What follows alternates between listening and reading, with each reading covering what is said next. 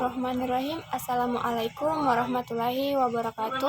Perkenalkan, nama saya Ailia Rahman. Saya dari kelas 1A Ekonomi Syariah. Di sini saya akan menyampaikan ceramah saya yang bertema tentang rindu. Baiklah, mari kita simak bersama-sama. Assalamualaikum warahmatullahi wabarakatuh. Alhamdulillahirabbil alamin. Assalatu wassalamu ala israfil anbiya'i wal mursalin wa ala alihi wasahbihi ajma'in, amma ba'd. Saudara-saudara fillaku yang dimanapun kalian berada, semoga selalu dalam lindungan Allah Subhanahu wa ta'ala. Baik saudara-saudara fillaku, tema yang akan saya sampaikan dalam ceramah saya kali ini yaitu rindu. Ketika kita berbicara tentang rindu, maka yang muncul di dalam benak kita adalah rindu kepada kekasih kita, kepada orang tua kita yang telah meninggal dan mendahului kita. Betul? Betul. Mungkin beberapa di antara kita yang seperti itu. Tapi ketahuilah, jika ada rindu yang lebih besar dari itu, yaitu rindu Allah kepada hambanya. Dan saudara-saudara filah tahu apa yang Allah lakukan kepada kita jika Dia merindukan kita. Jika Allah merindukan hambanya, Allah akan memberikan ujian kepada hambanya. Mudah-mudahan ujian yang diberikan Allah kepada hambanya yaitu ujian bagi orang-orang yang beriman. Ujian bagi orang-orang yang kufur nikmat yaitu namanya azab.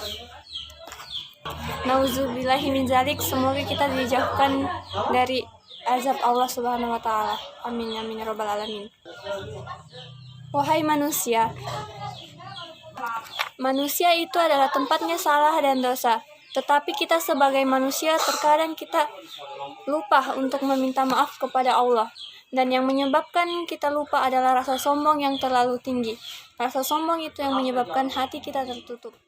Padahal Allah setiap saatnya selalu membukakan pintu taubat kepada hambanya yang ingin bertaubat.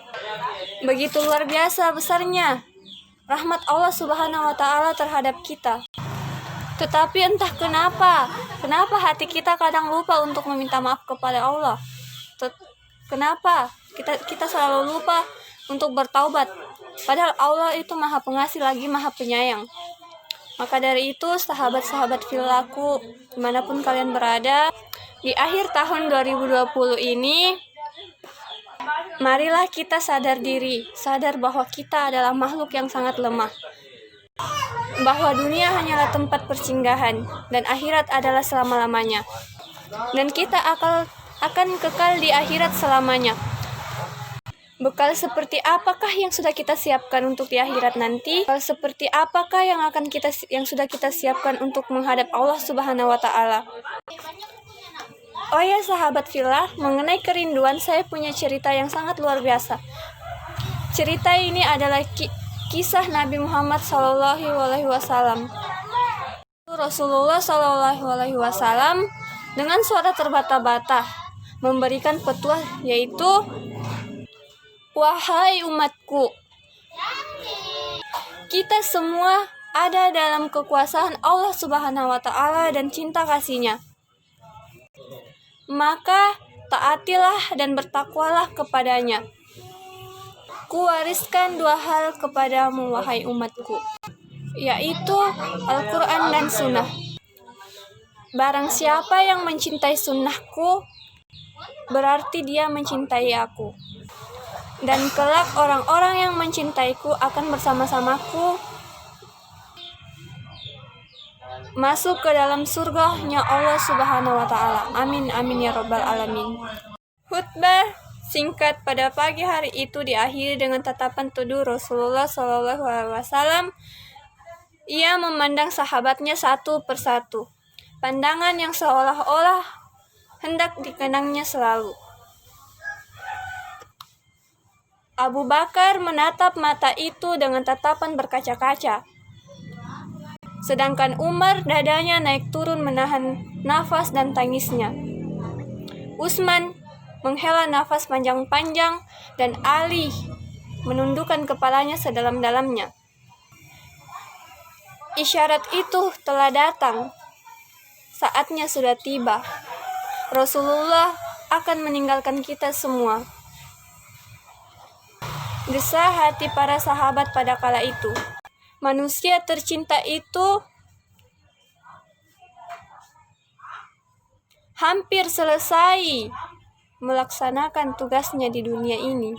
Tanda-tanda itu semakin mendekat ketika Ali dengan sigap menangkap tubuh Rasulullah yang linglung ketika turun dari mimbar. Dan sahabat-sahabat yang ada di sana pada kala itu pun masih menahan detik-detik yang berlalu jikalaupun masih bisa. Matahari kian meninggi, tetapi pintu rumah Rasulullah masih saja tertutup, yang di dalamnya terdapat Rasulullah yang terbaring lemah dengan kening yang berkeringat, membasahi daun kurma yang menjadi alas tidurnya. Tiba-tiba dari luar pintu terdapat seseorang berseru dan mengucap salam, lalu berkata, "Bolehkah saya masuk ke dalam?" Fatimah pun menghampiri orang tersebut dan berkata, "Maafkanlah, ayahku sedang demam." Kata Fatimah yang kemudian membalikkan badan dan menutup pintu. Kemudian Fatimah kembali ke kamar dan menghadap ayahnya. Dan ternyata ayahnya telah membuka mata, lalu bertanya, "Wahai anakku, siapakah itu?" Lalu Fatimah menjawab, "Aku pun tak tahu ayah, baru sekali ini aku menemuinya." Lalu Kemudian Rasulullah SAW menatap putrinya dengan sangat lembut dan menggetarkan. Bahagian demi bahagian wajah putrinya ditatapnya seolah-olah hendak dikenangnya. Dan lalu dengan lembut Rasulullah berkata, "Wahai anakku, ketahuilah, Dialah yang menghapus segala nikmat dengan sementara.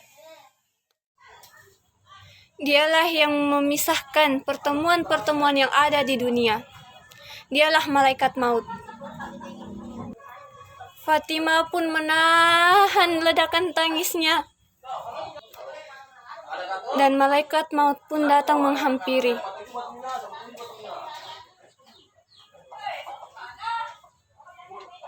Rasulullah SAW bertanya, "Mengapa Jibril tidak datang menemuiku?"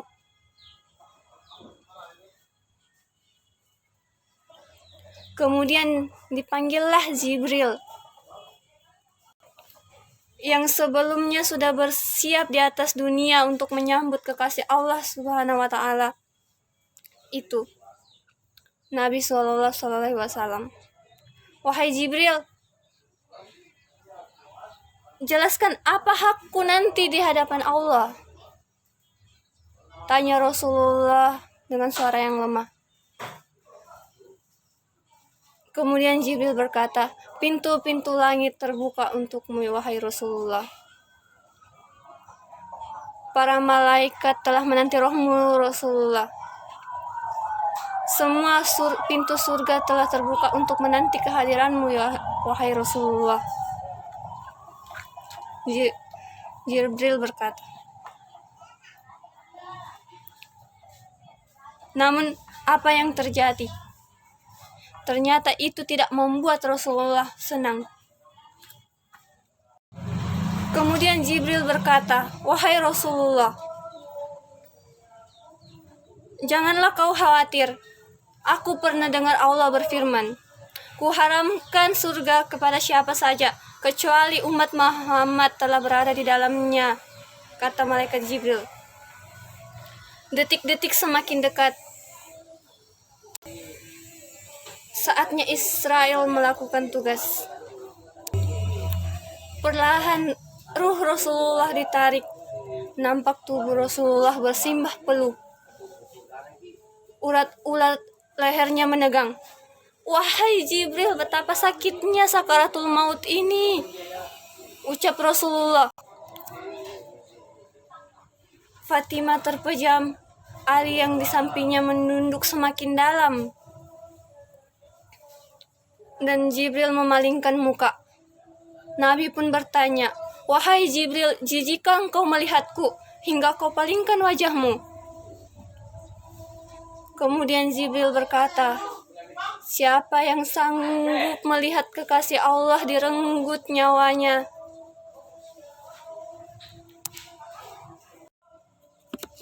Sebentar kemudian Rasulullah mengadukan betapa sakitnya sakaratul maut tersebut yang tak tertahankan lagi. Ya Allah, begitu dahsyatnya maut ini. Limpahkanlah saja semua kepada aku, jangan kepada umatku.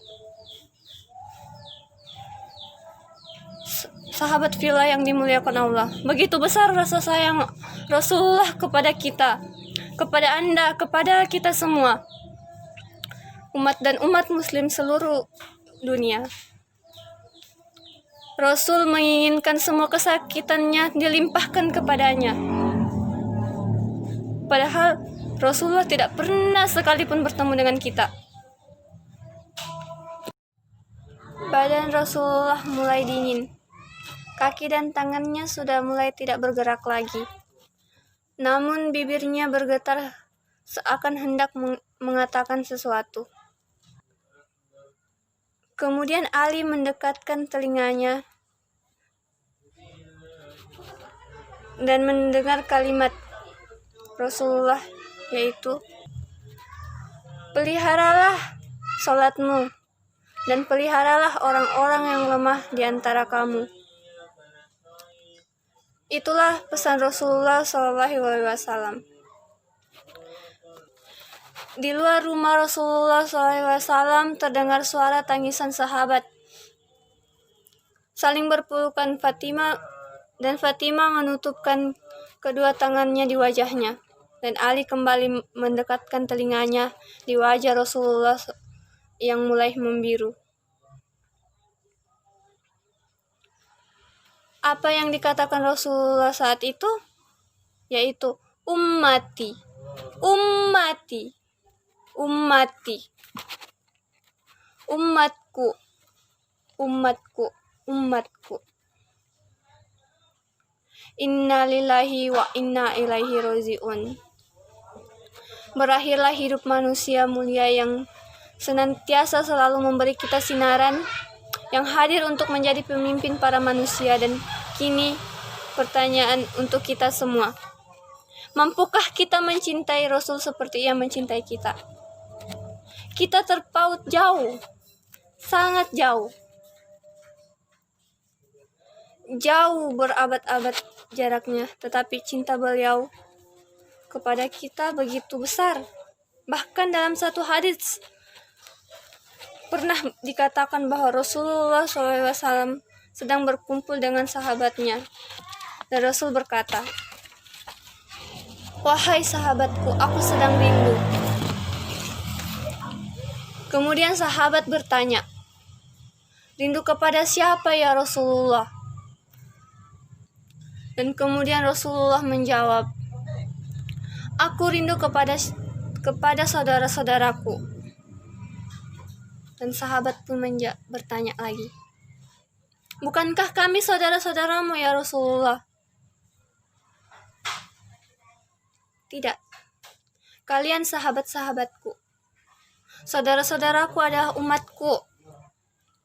Umatku yang belum pernah aku temui, tapi mencintaiku. Apakah yang dimaksud Rasulullah adalah kita?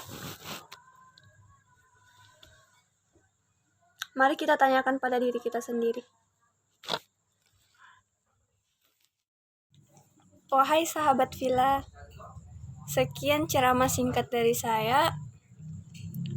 Semoga dengan ceramah ini dapat meningkatkan keimanan dan ketakwaan kita, serta kesadaran pada diri kita bahwa